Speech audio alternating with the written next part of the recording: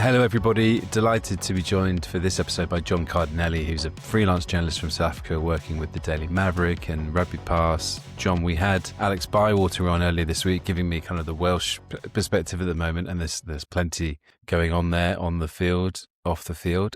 Everything's great in South Africa right now for the Springboks and South African rugby, isn't it? How are you? Yeah, thanks, Ben. The weather's definitely better, I can tell you that much. It's been an interesting tour. Obviously, everyone in South Africa is thrilled because it's been 4 out of 4 so far, hoping for a 5th this week. And as you've been saying, it looks like it's going to pan out that way with the team that Wales have put out. But at the same time, it's going to be an interesting one because the Springboks are down to about 24 players from the original 30, 40 that they took over there. So I don't think it's going to be a boring game, that's for sure. Yeah, I think that is the one kind of subplot that does intrigue us in terms of whether the kind of rejigged side, how close it'll be to, I guess, the team that faced Italy, but more importantly, whether those changes, how much they affect South Africa. I mean, if you're a Welsh supporter, I think that is the straw that you are clutching going into this weekend. If we kick off by revisiting what happened in Dublin on Saturday night, I was, as everybody else was, just remarkably in awe of that scrummaging performance. I find it very hard to imagine a similar one that comes to mind. I think to have 16 scrums on your own feed, I think the timing of the substitutions, just the power South Africa displayed. What did you make of that? Yeah, well, they definitely came into the game with a plan. I know they've been worrying about this game or looking forward to this game for the past year. If you go back to the first press conference of the year, Rassie Erasmus, all the journalists gathered around, Eden Park, All Blacks, it's got to be the biggest game of the year, right? Rassie's saying, hang on, what about Ireland? They're our bogey team. We haven't beaten them. We haven't won in Dublin in 13 years. So he has immense respect for Andy Farrell. And since then, Andy Farrell's taken the Lions to victory in Australia. Ireland may be a bit on the decline during the Six Nations, but still very sharp in some areas. It was always kind of the one game that we could lose, maybe France as well. I know a lot of people in South Africa were very worried about the France game because they knew that the French were really eyeing up the Springboks for a bit of revenge. But Ireland has always been our bogey team, and it's always been a kind of, they don't need to beat you up physically to beat you because they're always a bit smarter. Well, that's in the words of Rassie Erasmus. That's kind of their identity. So to go into that game and kind of win the way that they won, I know some raw power in the scrummaging performance, but at the line-out as well, the technical aspects, they would have been very pleased with that. Scrum, I don't think anybody expected to be so dominant, though. I know there's a few questions around Andrew Porter's scrummaging going into the game, and obviously the Springboks have been hot in that area the whole season. But to that extent, I don't think anybody expected that. I think it's one of those where I saw a few kind of, not complaints, I guess, but people querying why South Africa didn't try and pile on the points a bit more. But it was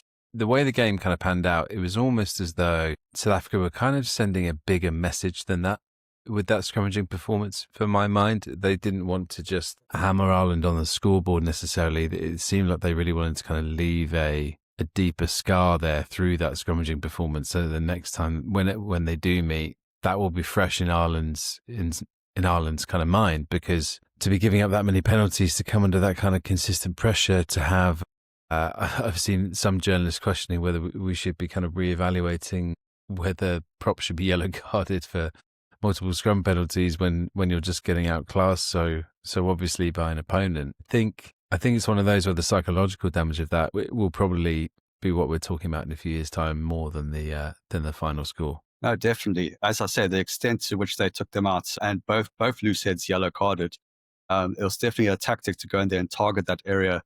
And it doesn't always work out that way, that you get the advantage, that you get the penalty, that you get the yellow cards. And on the day, Matthew Carley just had enough. Obviously, he saw a picture that the Springboks were presenting, and the Springboks realized that and decided, Siya Kolisi and the leaders on the field towards the end realized we got to cash in on this. We got to maximize this.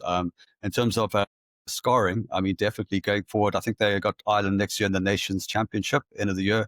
And who knows for the World Cup going forward, it'll definitely be something to take into it. Even though maybe Ireland on the scoreboard in terms of results, maybe still ahead, I think in terms of psychologically, this kind of puts the Springboks ahead into that next contest. This is a very big question. If you were trying to work out the secrets of South Africa's scrum at the moment in terms of the dominance of it, what is the key What is the key to the success behind it, do you think? That because this is an awesome campaign where South Africa haven't had Ox, there's been no Frans Malherbe, and those were kind of viewed as the world-class pillars of the scrum in the past. And the depth of quality is obviously one thing, but what else do you think is key to their success? Yeah, it's kind of hard to isolate one thing, but when you speak to the people within the camp, I've done loads of interviews over the past couple of years with guys like Frans Malherbe, guys like Beast Warriera, and Matthew Proudfoot, the initial scrum coach in this Rassie Erasmus era, and now Don Huleman's taken over. And they all say it's because they scrum harder than they actually in training than they do on game day. That kind of prepares them for what they're about to face. Conditioning obviously plays a big part of it. Rassie's huge on conditioning, and from the start has put a huge emphasis on set piece conditioning. So when they go into the game, they're prepared to go deep. They're prepared to, within a sequence, set island 4 or 5 scrums in one sequence and really take the battle to them. So that already gives them the edge. But what the point that you made about personnel is very interesting, because they've developed a lot of depth in that area, and whether they rotate, they obviously do their homework, what kind of player they want, but the next guy just seems to slot in. Warren Fenter has been in great form for Edinburgh the past few seasons, but a complete rookie on the international stage. Comes in, plays a few games during the July series. I think he was off the bench in the Rugby Championship, but still behind Ox in the chair. Steenekamp was injured at that stage, but Warren Fenter selected for the end of your turn. He's just been amazing in those big games. Thomas du Toit, I think most teams would love to have a player like that to be great for Bath, but for the Springboks, he's been way down the pecking order, and it's through no measurements of ability or anything like that. It's just the guys in front of him: Malherbe, Inyakani, Vincent Koch.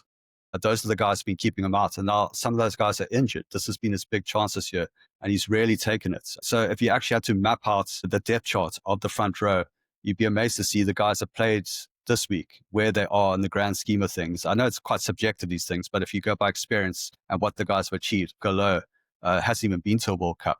I mean, it's crazy. And he's been probably one of the best performers this year. Take for the bench, Rassie's obviously seen that he wants to attack the second half more than the first. Take Bulko for the second half and really go after Ireland and other teams there. So in terms of a strategy, as much as a personnel, that the coaches have got a spot on and the players have bought into it. It's been fascinating to Bath fans. Obviously have raved about du Toit since his arrival, and he was comfortably the signing of the season when he arrived, and so key to their success. But you're right, it's fascinating that it's only now that he's kind of getting this opportunity to crack through into the test side. I just wondered if before we sort of took a deeper look at the Wales game, is there anything else that leaps out from the Ireland game for you? I was really struck by, I know we've spoken about how much it meant to South Africa to get that win in Dublin. Just kind of a little few chirps from Damien Williams after his opening try, which was a brilliant finish. After the Sasha try to the crowd as well. I think sometimes post-try celebrations we see the Boks kind of keep their cool a little bit, but there was a bit of edge to it, which wasn't lost on me. No, definitely. There's a few rucks, if you isolate across the course of the game, where you could see there was a lot of feeling there. I think after the Sasha penalty, yellow card incidents, however you want to view it, him and Gary Ringrose had a bit of a set too. So there's a few of those incidents across the course of the game. And as you saw Rassie at the end, whether he was giving a thumbs up to the Springbok fans or the Irish fans, it meant a lot to him, clearly. In terms of their overall game plan, maybe there's a bit of criticism about they didn't put Irish away by a bigger score. It's not every day that you win in Dublin, for starters, win in Dublin by 11 points and score 4 tries against that Irish team. So I think that's maybe a point that people are missing about the Springbok team as well. They've clearly got the best scrum in the world, but are they that far behind other teams in terms of a complete game? Are they leading the way? I think that's a good question. They averaged 5 tries a game this year. They've really taken it to another level without losing their kicking strengths, their scrummaging strengths. So they really are the complete team at the moment. Maybe they could have scored a couple more tries, would have satisfied a lot more people, but I don't think Rassie will lose too much sleep about that. We're recording this on Wednesday, and I can't believe there's no fan footage yet or kind of wide-angle TV footage of who Rassie was giving those thumbs up to. I think we need some sort of, surely someone is doing some detective work somewhere on Twitter, and maybe I've missed this, but yeah, we need answers. I want to know. I'm too nosy with this kind of stuff. Let's talk about the Wales game. Can you give me? You talked about the players who are no longer there, so it's pretty much all the Japan-based guys. Can you give me a rough idea? because we're recording this on Wednesday, what kind of team you're expecting personnel-wise from South Africa? It's very interesting because I see Wales, they've announced their team now, but the whole buzz this week has been they're not going to be without 13 players. I'm not sure if there's a few more that's already missing through serious injury. The Springboks have sent quite a few players home. And I did a little count earlier. I think it's like 20 Springboks unavailable. I don't think it's as clear cut as Regulation 9. I think Russie's managed to wangle a deal here and there, whereas some URC players have gone home. So from Regulation 9, I've got Cheslin Colby, Jesse Creel, Wani Lebok, Peter Step-Toy, Lut de Jager, RG Sneeman, Bourne Venter, Malcolm Marks, Thomas DeToy.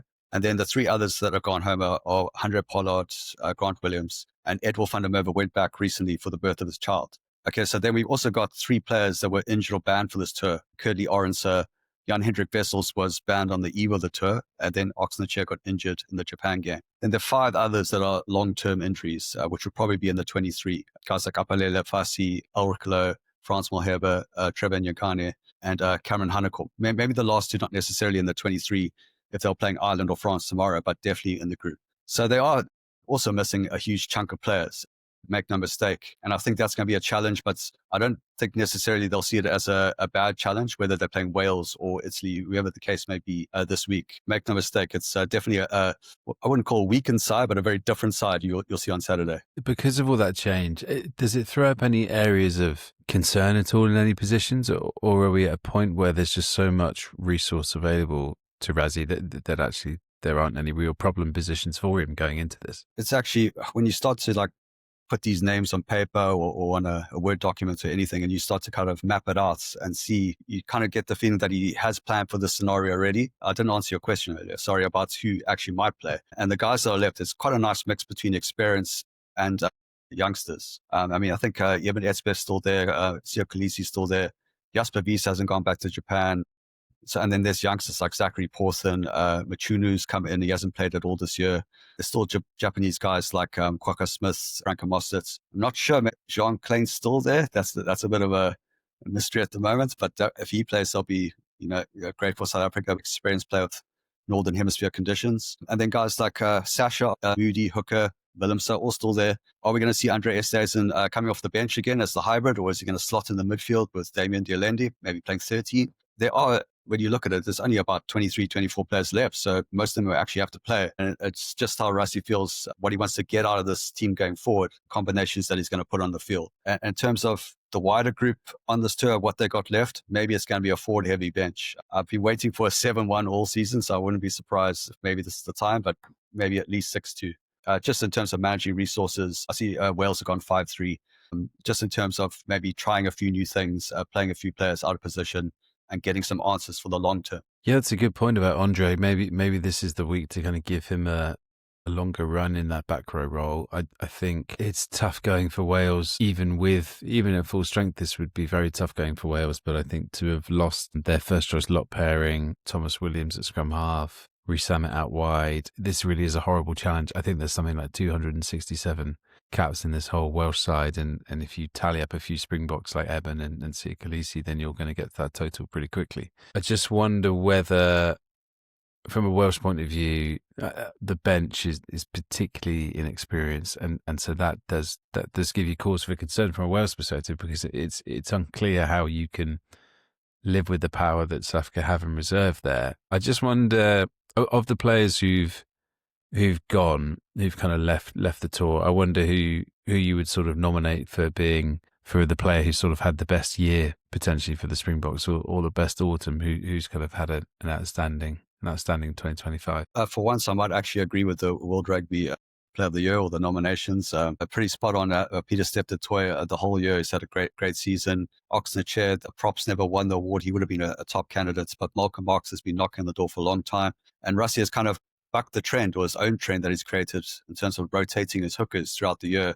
And Malcolm's played a lot of minutes and made a lot of top contributions, and it's all added up. If you look at where the results are, if you look at how the forwards performed, he's been central to their success. But it's been a great year for the Springboks, so it's really hard to single someone out. But if I gun to my head, it would be Malcolm. Yeah, I think you're right. It's not often we get a consensus between nominees and award winners, but he does feel like a very worthy winner, just as Ox should have been nominated and probably won it last year. I think we've sort of leveled things out there a little bit by him being nominated in 2025. Jon, I wonder how you feel about this test taking place in general. I think there's something for me that just feels a little bit hollow about it because it's not Wales at their best or South Africa at their best. And look, if it was South Africa against their best against Wales at their best, then we could be talking about, a massive scoreline. But I think the point still stands that we know why these test matches take place. It's to generate vital revenue for the Welsh Rugby Union, and like when England do it outside the window for the RFU. At the same time, there's something about this which is very hard to, even if there's going to be quirky selections in this Springboks side, which does intrigue me, there's something very hard to kind of be motivated by about this fixture. Yeah, I hear you. I agree in that sense. And if you think about the past, I don't think it was always like this. This fixture has been around for ages, where it's been outside the window and weakened teams. But it always seemed to be a case when Warren Gatton was coach, he always seemed to manage to get the English and the French players back for this fixture. And I know the Springbok management coaches of the past were very, very grumpy about that and the kind of edge it gave them. But now we got to the point where both teams are weak and it's outside the window and they just got to juggle. It's maybe 10 years ago, wouldn't be too bad for South African teams because November tour was the end of the season for them. But nowadays we're playing in Europe and we got this kind of clash with the URC or the club season, not just the URC, and next week the Champions Cup starts. So there's this whole logjam in terms of player management, player welfare. So it's an added challenge which you guys in the North would have had for ages. So why compound it to exacerbate the situation by playing another test, especially on a 5-test tour? Or why didn't Wales play earlier in the season? No, it's a good question and something they got to look at going forward. Rusty, in terms of how they view it, I know that they'd play 20 tests a year if they could, because they just want to get players game time. They're looking to build to 2027. So maybe navigating that challenge, I don't know. Do we need to see bigger squads? I was just thinking about it today, and maybe A-team fixtures, because this is essentially what it is. It's a Wales A versus South Africa A, which has some benefits, but is it a test match? Is it the same as what we saw against Ireland last week, or England versus New Zealand? Probably not in the same class. So something to look at going forward, definitely. It's a good point there, because I feel like the key to South Africa's success at the moment, I know the coaching staff has changed in various kind of roles over the last few years with Tony Brown and Jerry Flannery, and there have been kind of modifications to it. Felix Jones coming back, but it has. What South Africa seem to have now is this feel of a club side, like a really, really elite club side, where you can plug and play different personnel or combinations into the model, but because the message is so clear and so strong from up top and so successful, it kind of runs not quite seamlessly all the time, but the messages are clear, and therefore the performances tend to be pretty consistent. And so, yeah, I think you're right. Razzie probably would rather just be able to kind of keep tinkering with selections and to be trying new combinations. I mean, what I would say about Razzie and Wales in particular is that this was something that he referenced after the 45 game in Cardiff last year,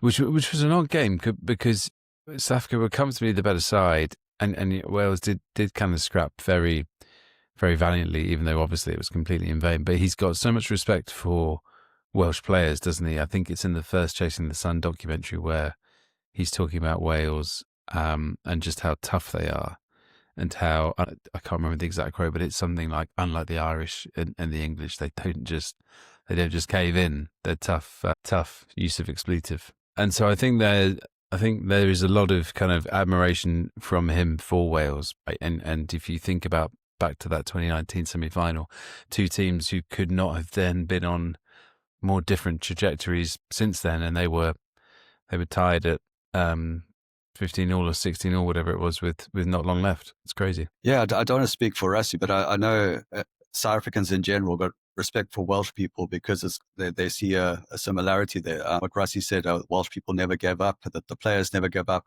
And that's essentially what being a South African is, and what Rassie tries to celebrate within that team and harness. So they're definitely not going to underestimate them. I put it that way. Especially physically, Wales always very strong around the breakdown, even though they're a bit depleted. They're smart, but they're also very tough, as Rassie has pointed out. And there's been so many cases of South Africa going to Cardiff and getting kind of bushwhacked and ambushed and just kind of standing there at the end of the game and wondering how they lost it, because Wales have completely surprised them. Maybe not surprised in the sense they didn't know what was coming, but the extent of it always goes to another level when they play South Africa in Cardiff. And that has happened too many times. South African coaches have seen that movie too many times before to kind of go there now and say, well, we expect to win by 40 points. End our year with an 86% record. It's all in the bag. Wales is the weakest opponents of the tour. Maybe Japan a bit low in the rankings, but I don't think they're seeing it that way. You'll find a way to get them up for this game in a way that they can see the value of the results and getting value going forward. All those players that I mentioned, they're not guaranteed to be in the 23 when England come round to South Africa in July next year. So there'll be all sorts of ways you can motivate the team to step up and make sure that they don't underestimate the Welsh. You mentioned that game last year. There's a few players, I think it was both a few players around the back row that really kind of caught the South Africans in that first half. Even though the strategy is usually to kind of up the intensity in the second half, I think they were trying to this week they'll try and make a statement early on. I saw a few people saying that they wish that England were facing South Africa in this autumn, and I'd say no, I don't think that's right, because we need to build up a bit of hype, a bit of tension, and it was great to have that run up to the France Africa game in Paris earlier this autumn because of the history of it. Look, if the argument now is that England are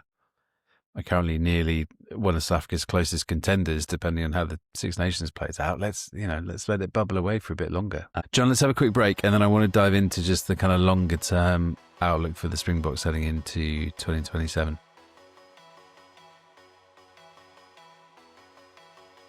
Okay, Jon, I want to just in this last section think about the Springboks in terms of a longer term view, because right now you would be absolutely foolish to consider anybody else winning the next Rugby World Cup based on where South Africa are at the moment in relation to their contenders. It almost feels as though this is kind of the Springboks at their peak, and it's a question of how long they can sustain it for versus every other contender trying to just kind of get to a point where they might be ready for 2027. So it's a big question, but what do you think what's really holding South Africa back from making this 3 Rugby World Cup wins in a row? Wow. I'd definitely say that they've got a great chance of doing it. In terms of the language around peaking, I think it's an interesting question because the absolute fact is that South African rugby has never been stronger than it is right now. Won back-to-back World Cups. I could list a whole lot of achievements. Even the junior Boks won the under-20 championship this season. So they're quite set for depth. But this kind of cycle and these 2 years in particular, maybe next year as well, have always been identified as the transition years in terms of phasing new players through. And it doesn't really seem like that if you look at the results. I think it's 22 out of 26 games in the past 2 seasons. So Rassie's found a way to develop while winning. And I think that's been not just like the key to success of the win record, it's the overall success of South African rugby as a whole, and why there should be confidence for 2027. I think they've been phasing in 8 new guys every season, 8 debutants this season, and across the age groups as well, not just the 24-year-olds, bringing a few older guys, getting that mix right. And so that's why if you say they're peaking now, I think they would have a few questions about the balance of their squad going forward. That's been the kind of talking point the past couple of years in South Africa. We can't take a team that has 33 guys over the age of 35. We need to kind of balance it out. And this season, you've seen guys like Sasha getting more responsibility, Ethan Hooker, Kanan Moody, Jan Hendrik Wessels. Those guys are all under the age of 25. There's a few guys in the age group under 30. Still a few guys over the age of 33. Fair chunk of them will go to the World Cup as the experienced contingent. But it's a matter of getting that balance right. I don't think he's going to throw anyone away. You see, Faf de Klerk hasn't been on this tour. A few of the older guys are injured. So people think that he's kind of thrown them away completely. I think when the time comes, he might kind of bring a few guys back in that older category. So it's going to be very interesting to see how he mixes and matches going forward. So I don't think, in their minds, they've peaked. The way they're playing at the moment, as I said, results-wise, this is the best South African rugby has ever been. The way they're playing is we would never expect that from a Springbok side before in terms of the tries they're scoring, the margins of victory, the records that they're breaking. It's unprecedented. But have they reached their potential? When you look at their plan, you look at their depth charts and the way they're talking, they definitely want to take it further for 2027. So it'll be very interesting to see what that squad is like in 2 years' time. And I don't think it'll be weaker. They're not getting any weaker. They're not slowing down. They're definitely going to get a bit stronger. And because I think they need to, because as you mentioned before, guys like teams like England are catching up. Maybe not enough to stay in touch with South Africa. That's going to be interesting. Maybe if they win a few games along the way, win the Six Nations, then it's a different story. But there are some other teams that are going to be in the mix. France, especially. I saw an article today on Ireland's depth charts, how they're going to get that right. If they can bring a few new guys through, maybe they'll be a force at the next World Cup. All Blacks, I haven't even mentioned them, but when last have you spoken about the All Blacks as a dark horse for a World Cup? Imagine them going to the next World Cup as underdogs. I mean, that's perfect. The Wallabies themselves, home World Cup. I mean, who are the only teams that have beaten South Africa this year? The All Blacks and the Wallabies. There's no reason for us to underestimate anyone, or Rassie to underestimate any other team. I was driving back from Cardiff on Saturday night, and I at one point I was thinking about the kind of Boks year, and I kept going back to that Ellis Park game and just thinking, like, how did that happen? Because I know how it happened. Like, I watched it happen. I saw it, but just the fact that Australia pulled off that result is still amazing. It's still remarkable to me. On the older players, are there any? If I think about the squad from the autumn, are there any who potentially may not make it, do you think, to that World Cup? So you've got, I mean, Cobus Rannick's playing arguably the rugby of his career. It's up there with what he produced when he was here in England with Northampton, when he was sensational. So he's 35. I think Franco Mosta is now, I think Franco Mosta is 35 tomorrow, actually, as we record this on Wednesday. For Eben is now 35. Demi Dialendi's just turned 35 as well. Oh no, he's just turned 34. So who do you wonder about there in terms of players sort of in that mid-30 bracket who may not make it? And there's others as well, like Peter Steff's 33, Lude is 32, those kind of guys. Yeah, it's I think the guys that will probably be, that Rassie would definitely want to take, it would be Sia and Eben, Peter Steff, Toy, Damien Dialendi for starters. Then it'll be a case of how many does he take? So some guys might not go in that age group according to how many, or Rassie decides he only wants X amount of oldies or old guard players, if I can put it that way. We're already seeing guys that have not been part of this tour. Maybe they're on the outer, unless there's an injury to another old guard player. Guys like Billy LaRue, Puff de Klerk, Vincent Koch has been injured. Trevor Nyakane has been injured at the age of 35, 36. Maybe it's a bit harder to get back up to that level and force your way into the team again, into the match 23, into the 35. So it's going to be interesting, because if everybody's available, then it becomes a lot tougher for Rassie. But as we know in rugby, and this is probably the reason why he rotates so much, to plan for the day where they need someone else to come in with the experience. There's always injuries. There's always setbacks. There's always red cards. There's always suspensions. So he's kind of trying to get ahead of the game that way, and by developing a bigger squad with quality and experience across the age groups. But there will definitely be some question marks around fitness when guys are getting a bit older. I know the Springboks place a huge emphasis on conditioning. And as you mentioned, a guy like Cobus Rannick is just defying the laws of nature by playing the best rugby of his career. And that combination with Sasha seems to be kind of the best example of what the Springboks are aiming for, because they're always trying to pair a youngster with an older guy. And that seems to have kind of, brought out the best of Sasha and kind of, hastened his development this season. So they will pursue with those kind of combinations going forward, and the overall balance is going to be key. Do you think Rannick is potentially going to be the starter by 2027?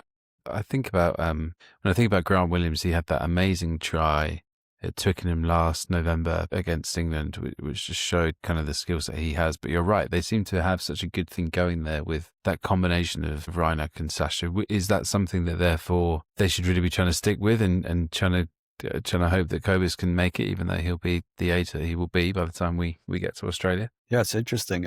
Cobus Rannick has just joined the Stormers, so they will have a chance to kind of develop that combination a bit more at club level. In terms of the alternatives, It looks like Marnie Lebok and Grant Williams have been building a nice combination off the bench. And as we know, the Springboks place a lot of emphasis on the second half. So you wouldn't necessarily say Sasha and Kobus are first choice and Marnie and Grant are second choice in terms of the way they play and the way they use their players in a match 23. And a guy like Andre Pollard, again, fans have this tendency to throw players away. Even Springbok fans are now saying Andre Pollard's done.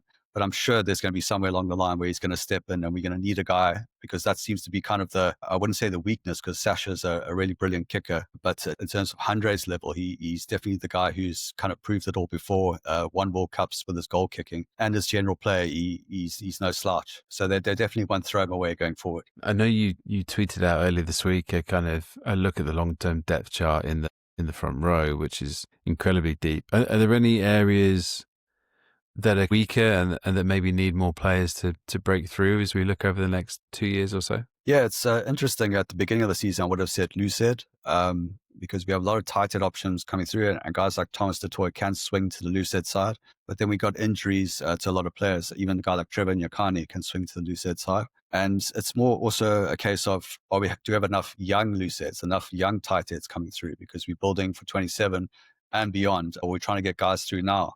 And you saw Rusty on this tour bringing through a guy like Zachary Pawson. I think he's 21-year-old from the Stormers, who only really got his chance at the Storms because they had injuries. He was about fourth choice tight head, and he's kind of forced his way in there. So Rusty sees something in a former junior Bok player.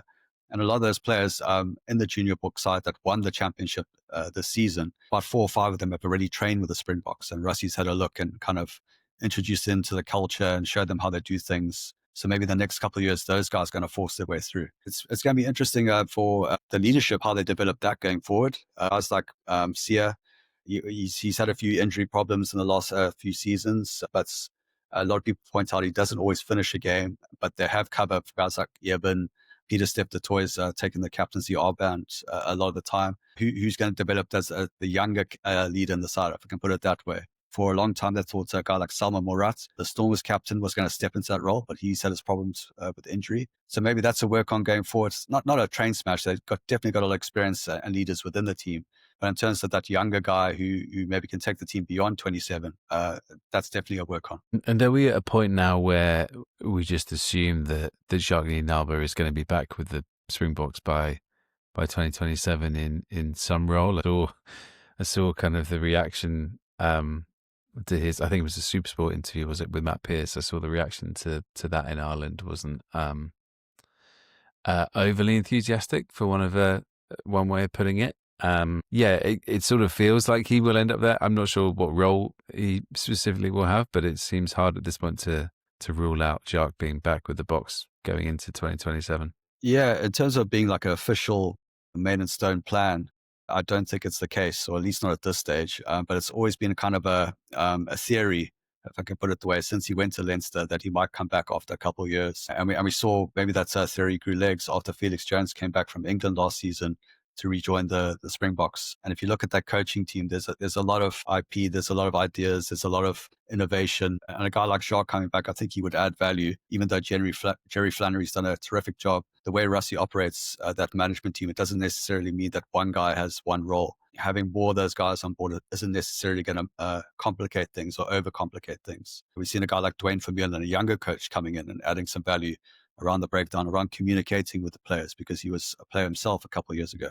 So it's also a way in which Rusty is trying to grow the management group. In fact, from Ireland, like Jacques, certainly wouldn't hurt their cause, and especially since he slots in pretty seamlessly, having been there for, 4 or 5 years before that. I think he definitely add value. In terms of it like being a done deal, I don't think it's the case at this stage. And I can understand maybe why Irish people are getting upset since Ireland have just lost, but I don't think it's the case. Just the final one, John, before I let you go.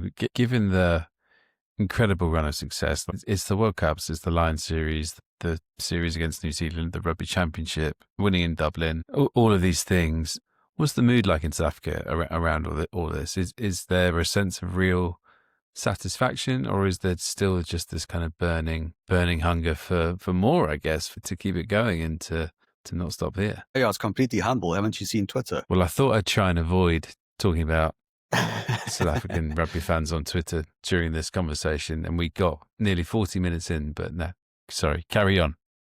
No, no. In all seriousness, the Springboks mean a great deal to the public. It's a country that's very complicated. It's got a lot of problems, and it can literally make a difference in someone's life if the Springboks win on Saturday. It can literally give people hope. When Sia and Rassie say those things in press conferences, they're not kind of winding anyone up or offering out a few cliches. It's literally the case. And since the Springboks came back from kind of the dead, South African rugby came back from the dead where they were in 2016 and 2017. It's really uplifted the country in all industries. People are trying to borrow from the Springboks, trying to get inspired by the Springboks. I don't know if you follow cricket, but the Proteas won this week against India. And immediately people are making comparisons between Sia and Rassie and the coach Shukri Conrad and Temba Bavuma, because that's the kind of relationship that they see as that should be put on the pedestal. So that's the kind of way that South Africans see the Springboks.